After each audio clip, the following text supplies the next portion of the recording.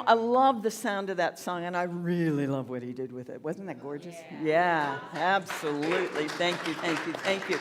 But I'm going to suggest that there is plenty of love in the world. We're just not aware of it. We're not feeling it, and we're not being it. And that's what we come here to learn how and to reinforce in our lives. Yes? Yes. All right. I like hearing that.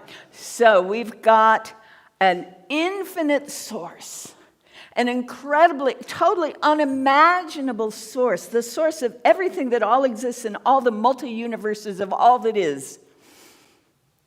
And it is love. It is loving. And in it, we are beloved. And we can't not be in it. Sadly, our culture didn't teach us that. Very few of us got to grow up knowing that we were and are and always will be totally, unconditionally beloved. Regardless of anything we ever said or did, regardless of the stories we keep telling ourselves about all the mistakes we've made, and regardless of all the stories we tell ourselves of all the mistakes other folks have made, all of us are totally unconditionally beloved. Wow. And when we say namaste, we can say, behold the divine in you, but when we are saying divine, we are saying all the qualities of the divine. All the qualities. I behold power in you. I behold strength in you. I behold beauty and joy and harmony and wisdom and the love that you are. Yeah? You willing to turn to each other and say namaste that way? Please do. Yeah? All those divine qualities are in each and every one of the people in this room. And the four-legged. And the standing, right? All the divine qualities. Can you believe the divine qualities are even in this stuff? When we know that, it will no longer be an environmental issue. And I say that as the director of the Gaia Living Systems Institute, all right? Our stuff is the same stuff as the source of our being. This is God made manifest. Now, in unity, there's this word called substance. Anyone here heard the word substance, right? All right, spiritual substance. I translate that as the quantum field. Because everything that is matter and energy emerges out of the quantum field. It is the substance that is before the form. Some of you may be familiar with the physicist David Bohm, who talked about something called the implicate order and the explicate order. And he was actually quoting Plato, but he was doing it in physics terms. And the idea is that what we see is explicate, right? This is explicate. It's out here, all right? But hidden in the implicate domain is the ideal substance, ready to show up in whatever form we call forth through our thinking and our feeling and our words and our actions. Uh-oh. My words? Really? I have to watch what I say? Uh-oh. How often do I catch myself claiming or affirming something I don't really want that. I just said it. Whoops. Right. And the substance is going, really? You want that? I'll give you more of that. Yeah, exactly. No, please, no. So some of you may have heard this thing about the subconscious doesn't know the word no. They tell you it's like a 2-year-old. You tell it not to do something and it will do it, right? And it's not quite like that. It's close, but not quite. The infinite substance of all that is doesn't know no. It only knows yes. So anything we describe, including complaining, we will get more of. Oh my goodness.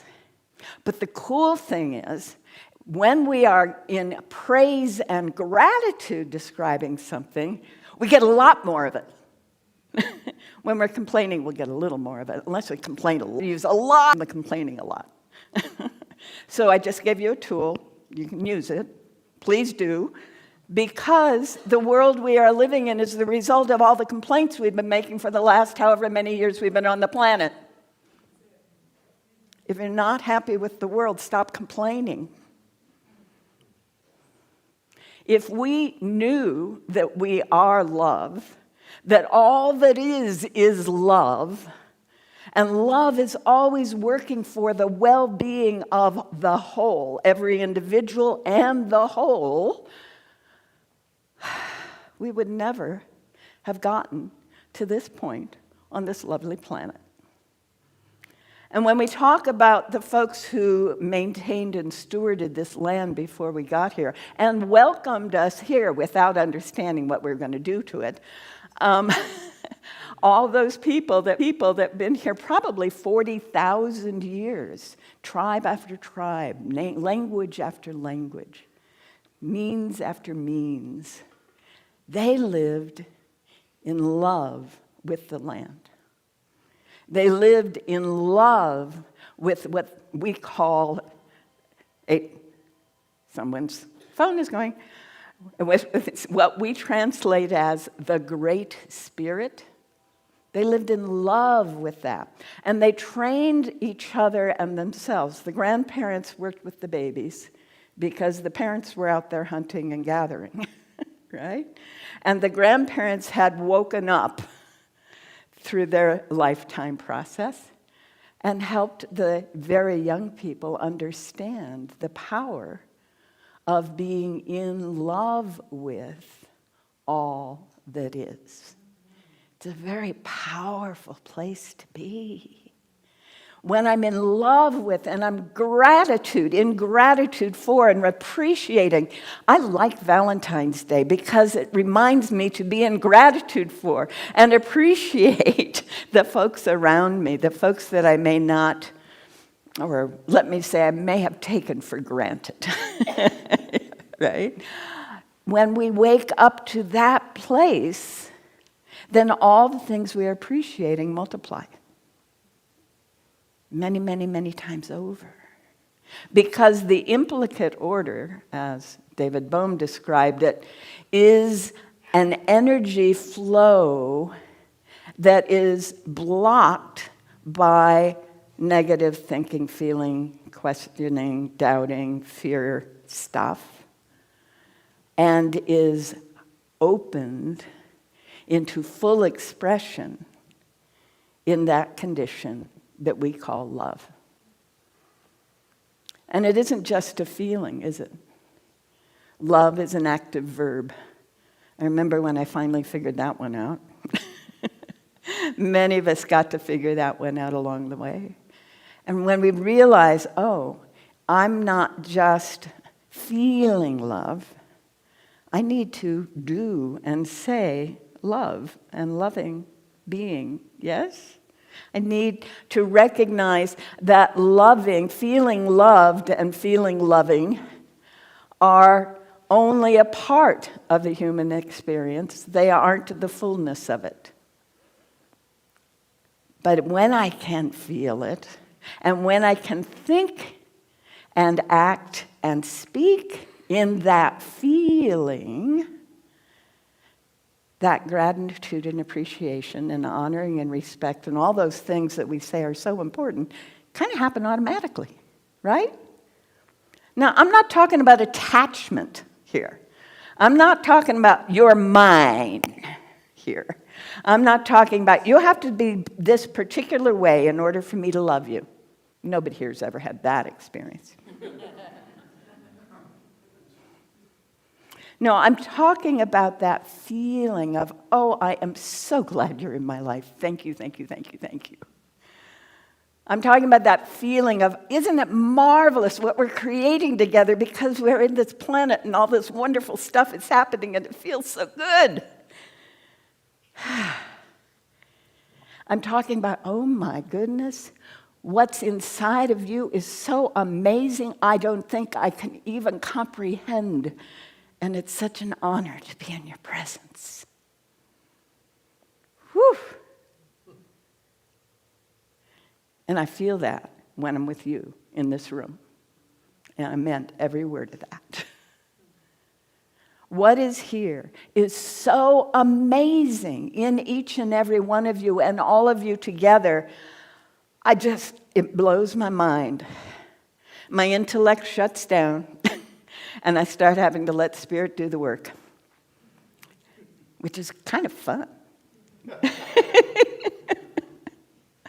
And I heartily recommend it. When we're living in love, we are being that same flow that is constantly forming and reforming all that is. We are being the embodiment of the substance. We are being the embodiment of the source of all that is. Are you up for it? Oh, I like that. To even do it for a fraction of a second when you're in that space. Now, some of us, it takes a sunset or a really great tree or a marvelous experience on the ski slope, or something like that, to get to that, oh yeah, I remember this feeling. Then we can use our memory to help pull it back to the moment, yeah? And as we do it, the more we can do it, becomes a habit not of thought, but of being. And what begins to happen is the default structure in the brain that has been trained by the culture to go straight to fear and anxiety, it literally begins to reshape and starts to dissolve a bit and allow the rest of the brain to unfold. And one of the things that is fascinating about that whole process is that as this left frontal cortex to the amygdala structure falls apart or begins to get smaller or less active, the information from the heart is beginning to run the show. Yeah, there's a brain in the heart. Did you know that? There's actually a set of ganglia that have memory and predict the future and do all kinds of things. And it's why when there are people who have heart transplants, sometimes it feels like they completely change their personality. You know, the little girl who's suddenly eating like a football player. That's a real story. But yeah, so the heart itself is attuned to this flow that we call spirit. This beingness that is the source, these qualities. I like to think of the heart as a wormhole. Any Star Trek folks out here? All right.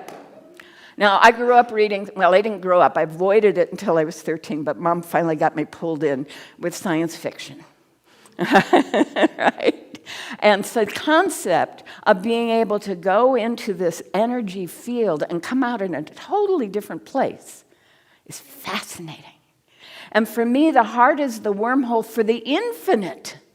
When I am conscious and operating and feeling the heart and allowing that heart wisdom, that heart knowledge to be how I am experiencing and how I am expressing, I am literally experiencing the infinite flowing in and through and as.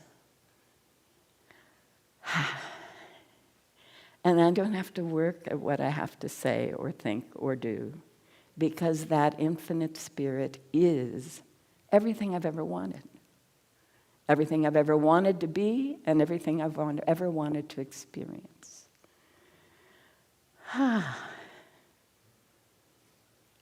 Now, when I was married, the fellow who is now my big brother, we decided that worked better.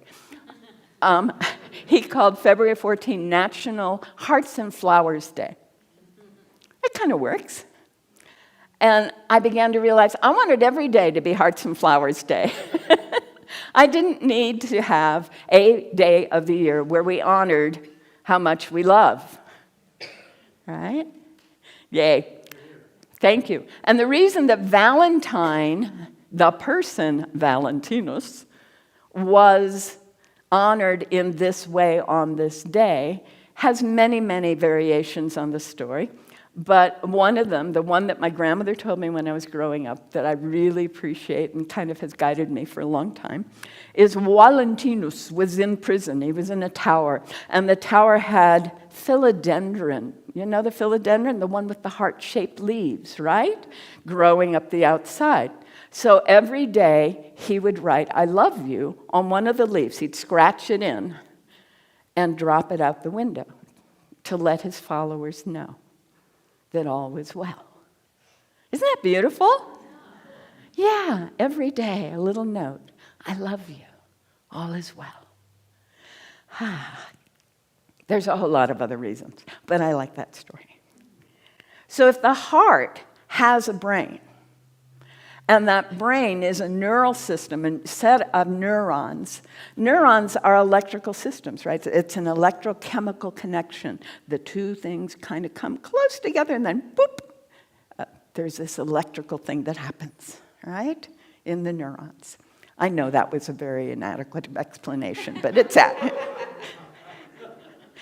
But it gives you the idea. So whenever there's an electrical connection, there's a field around that electrical connection. So there is a field around the set of neurons that are in the heart. And there is a field around the set of neurons that are in the brain. And there are other sets of neurons throughout the body. And so we have this field that is all over us and around us.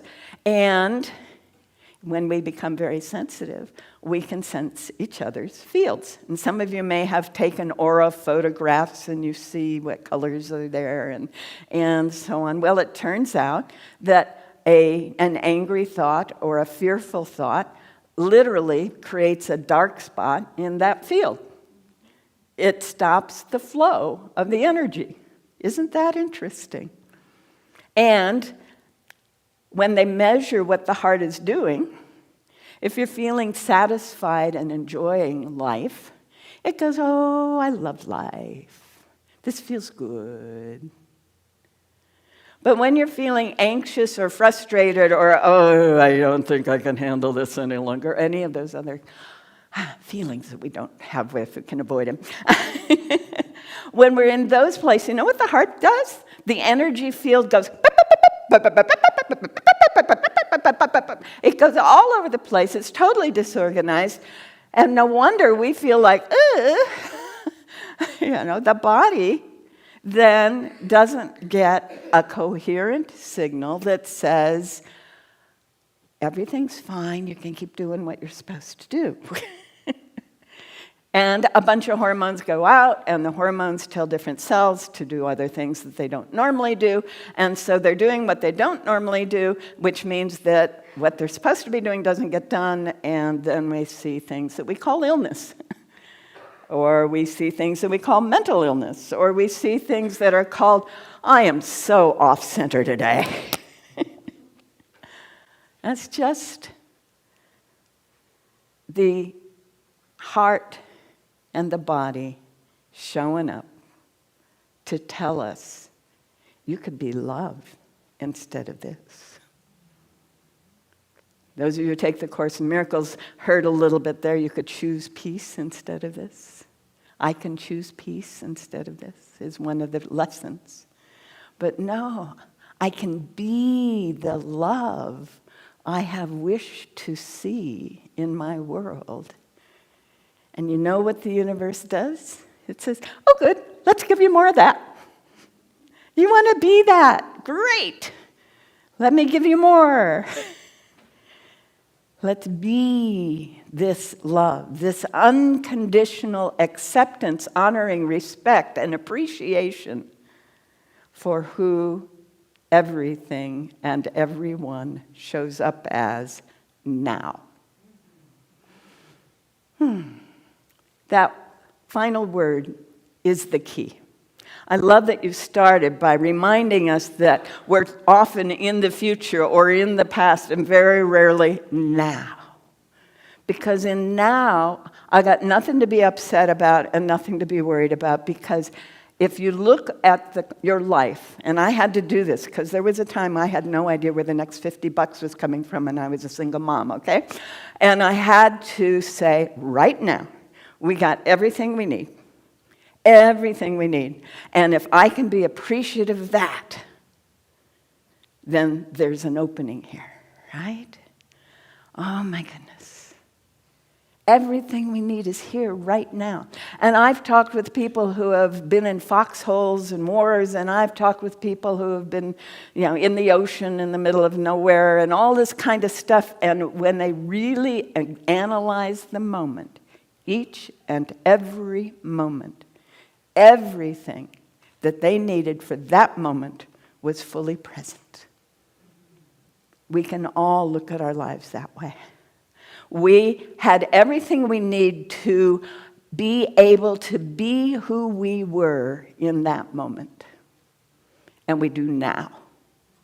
And when we focus on now, then I can see that all the love that I've been looking for is right here.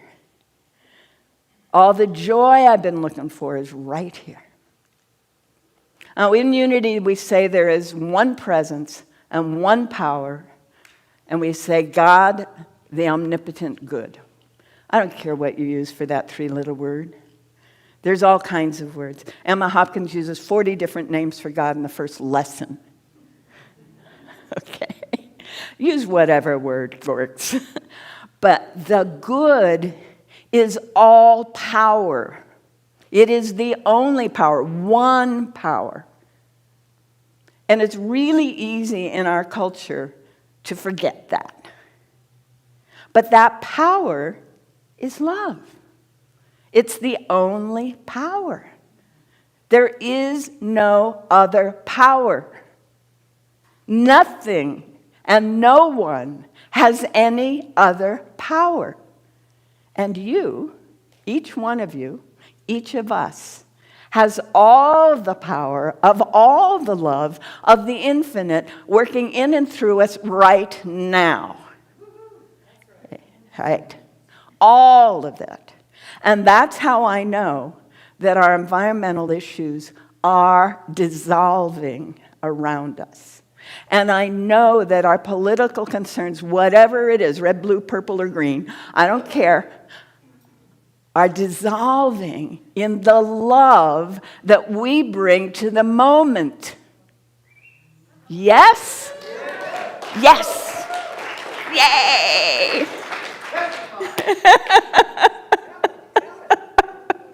I am so happy that you get it. But that's why I love to come here. Because I know that at that level of knowing, you all know these things, but every now and then you need to be reminded. Yeah? Just like I do. So I tell people, I know it feels like a burden to do a spiritual practice every day, but it's the only way I'm not going to forget.